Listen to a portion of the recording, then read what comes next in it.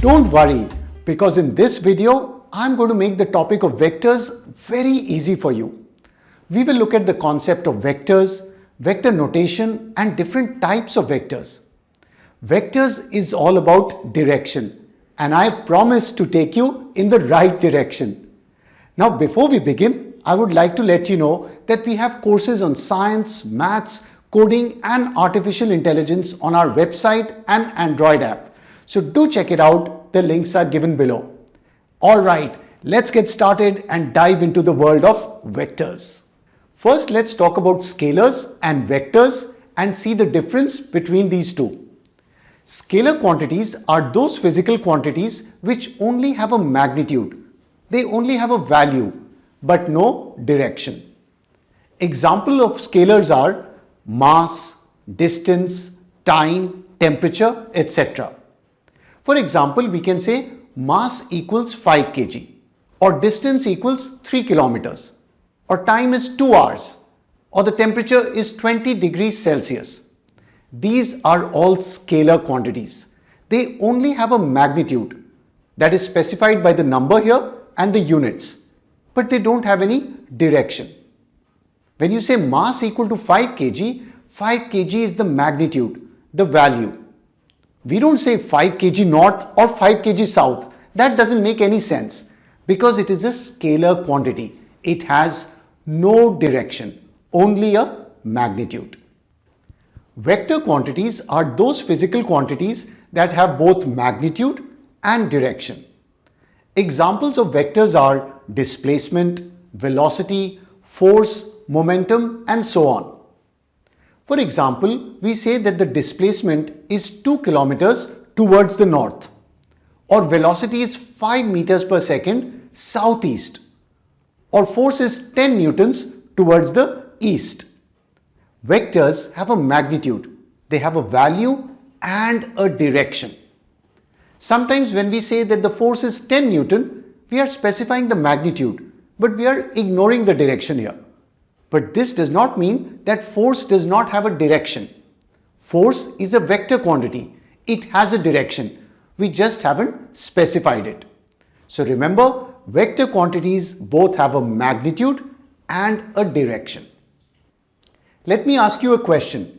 What is 3 kg plus 4 kg? You'll say it's so simple. It's 7 kg. Now let me ask you, what is 3 Newton plus 4 Newton? Is it 7 Newton? This is true only in the special case where the two forces are in the same direction. If the two forces are in different directions, we can't simply do 3 Newton plus 4 Newton equal to 7 Newton. We need to use vector addition. Scalars can be added according to the laws of algebra, but vectors need to be added using the special laws of vector addition. So remember, scalar and vector addition is not the same because these vector guys are different. They have a direction. Since vectors are different from scalars, we need a special vector notation to represent them. For example, force is a vector quantity. If we want to represent the force vector, we write it as F with an arrow over it, or F is written in bold to represent that it's a vector. For example, we can write F equal to 10 Newton east. This represents the force vector of magnitude 10 Newton and the force is in the east direction. Now, if you want to represent only the magnitude of the force vector, then we can write F equal to 10 Newton. Note now that F does not have an arrow over it or it is not written in bold. So it's representing only its magnitude. Another way to represent the magnitude is by drawing two vertical lines around F. So you can write it like this, F equal to 10 Newton. This is also called the modulus of the vector. This is again the magnitude of the force vector without its direction. So it's only the value of the vector. Vectors can also be represented visually by drawing a straight line with an arrowhead at one end. The length of the line gives you the magnitude of the vector and the arrowhead gives you the direction. For example, this vector drawn here represents a force of 10 Newton towards the east, and this vector represents a force of 20 Newton towards the north. Note that it is double in length compared to the 10 Newton force vector, and it points towards the north.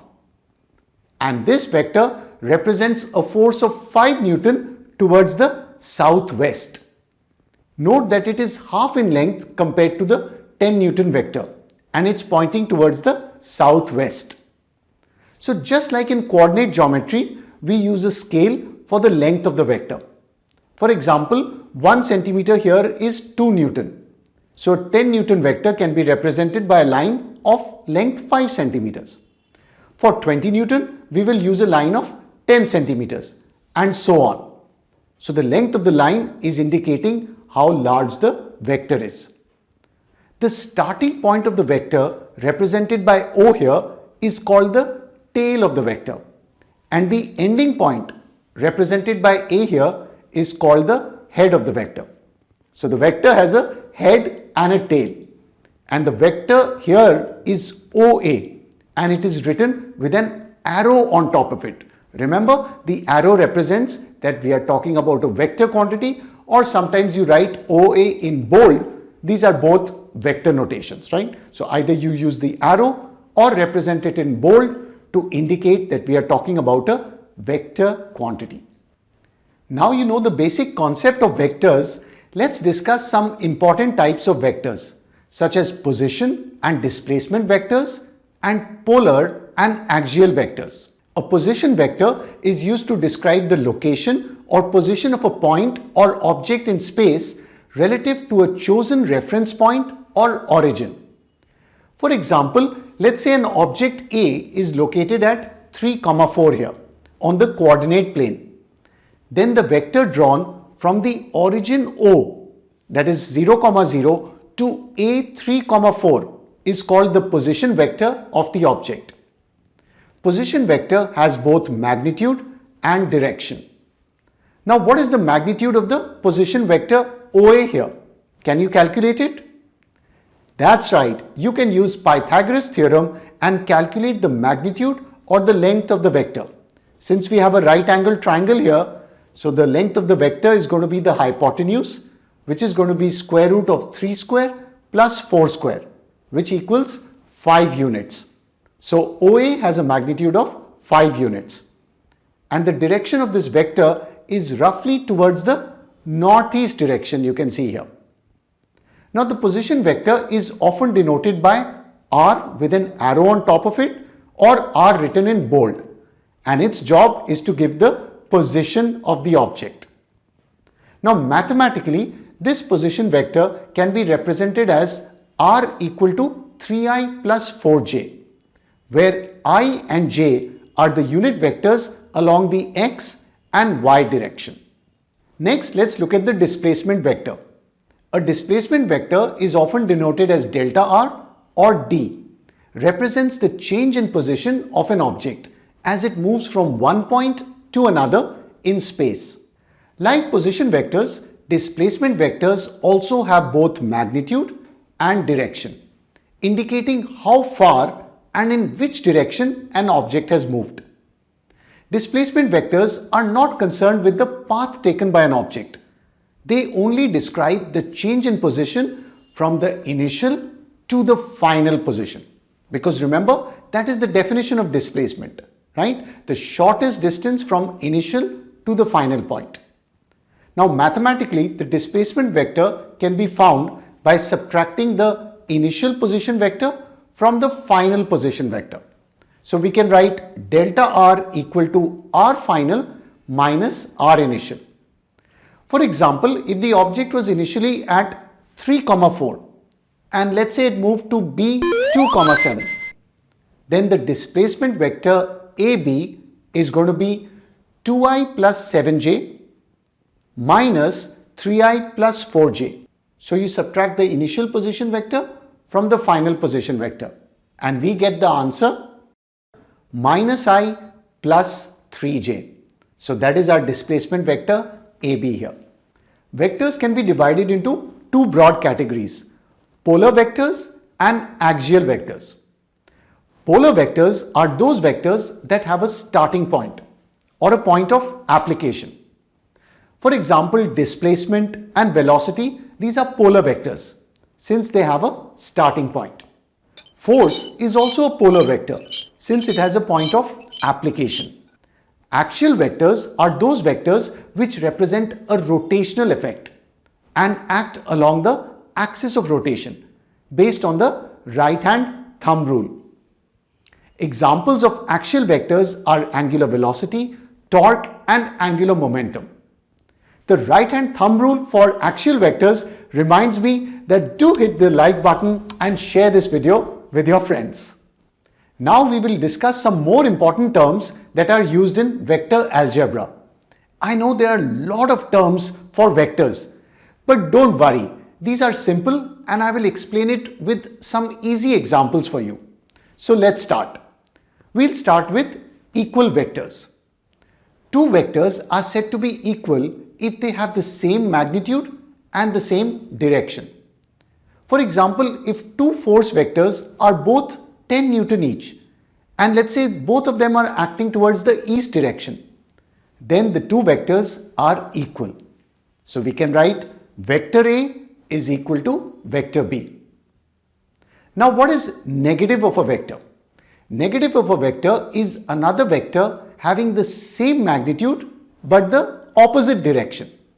So for example, if there's a force A equal to 10 Newton towards the east and force B is 10 Newton towards the west. So if we take the direction towards the east as positive, we can write A equals 10 Newton. Then B is going to be written as minus 10 Newton because it's in the opposite direction.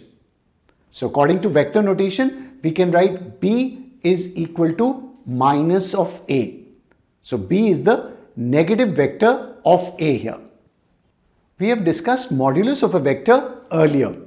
Remember, modulus of a vector is the magnitude or the length of the vector. We represent it by drawing vertical lines around the vector or writing A without vector notation. Magnitude or modulus is a scalar quantity. So for the force A equal to 10 Newton towards the east, the magnitude A is going to be equal to 10 Newton. That is just the value without any direction. That is basically the modulus of the vector, only its magnitude. Unit vector is a vector of unit magnitude, or we can say magnitude of 1, and it is drawn in the direction of the given vector. A unit vector can be obtained by dividing any vector with its magnitude. Unit vector is written with a caret symbol on top of it, as shown here. Unit vector is called A caret, A hat, or A cap. Now rearranging the equation, we can write any vector as its magnitude times the unit vector in the same direction. So the vector A is going to be the magnitude of A times the unit vector, A hat. Note that the magnitude of the unit vector is unity, that is 1. But the unit vector has no units or dimensions. Fixed vector is a vector whose initial point is fixed. It is also called a localized vector. For example, the position vector of a particle is a fixed vector since its initial point is fixed at the origin. Free vector is the opposite of a fixed vector. Free vector is a vector whose initial point is not fixed. It is also called a non-localized vector.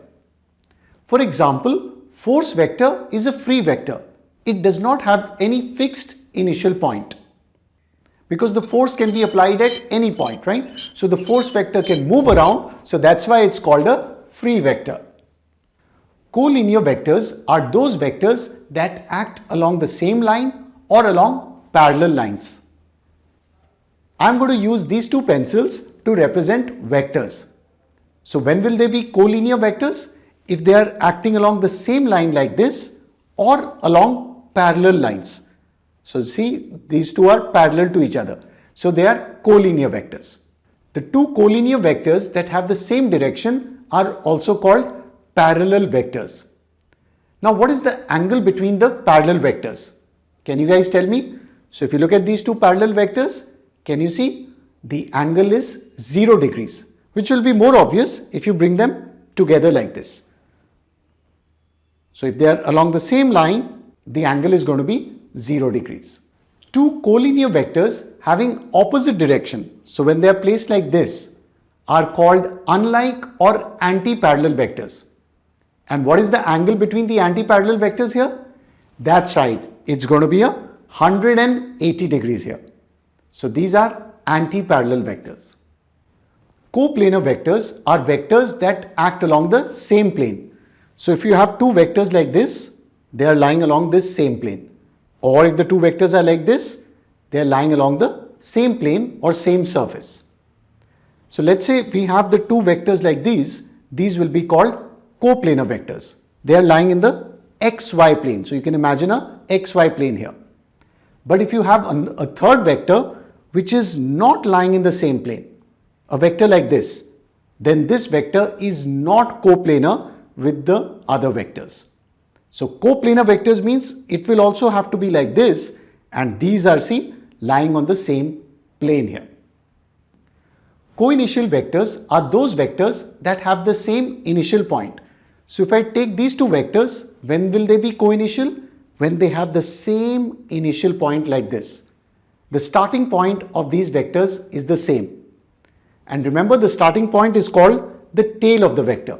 So as you can see, the two tails are touching each other at the same point. So they are called co-initial vectors.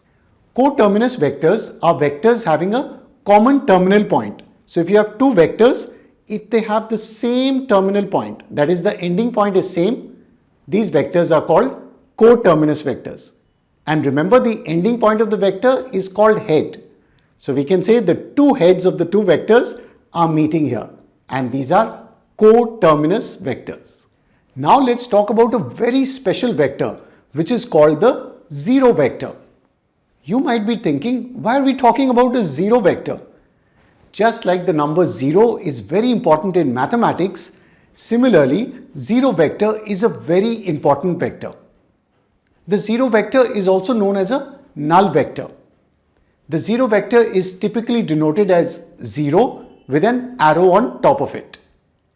Now, zero vector is a vector whose magnitude or length is 0. A zero vector does not have a specific direction, or we say it has an arbitrary direction because it's a zero vector, so where will it point to? It is often shown as a point or a dot in the vector diagrams because it doesn't point anywhere. Now, why do we need a zero vector? Let's say you have two equal vectors, A and B. So can you tell me what is A minus B? It will be 0, right? But when you subtract two vectors, you should also get a vector. That is why A minus B is going to be equal to the zero vector.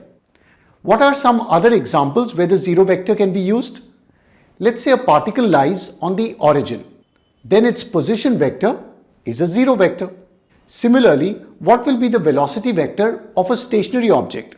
That is an object at rest.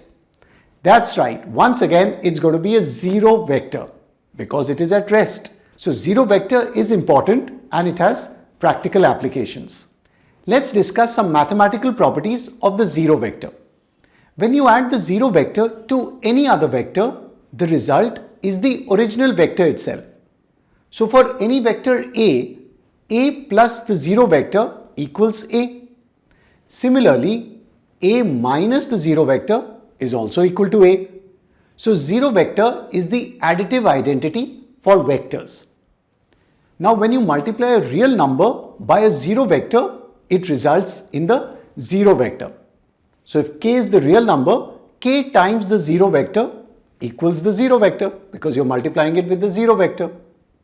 Now if you take any vector, let's say A, and you multiply it by the number 0, what do you get?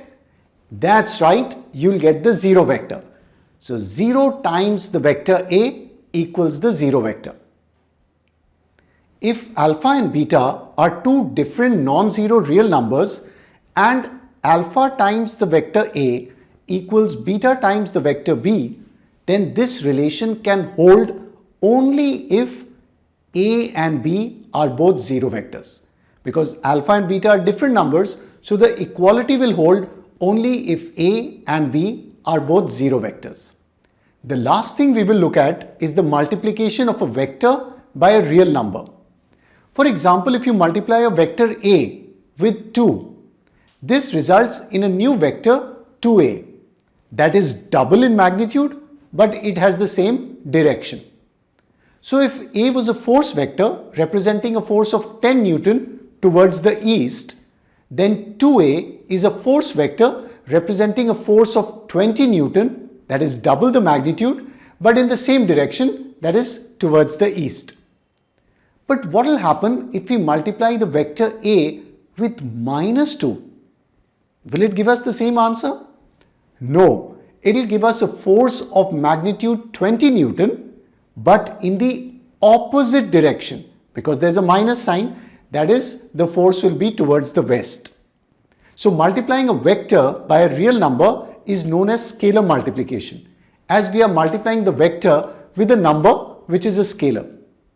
It results in a new vector that is related to the original vector by scaling its magnitude, and the direction can be same if it's a positive number, and the direction will become opposite if it is a negative number.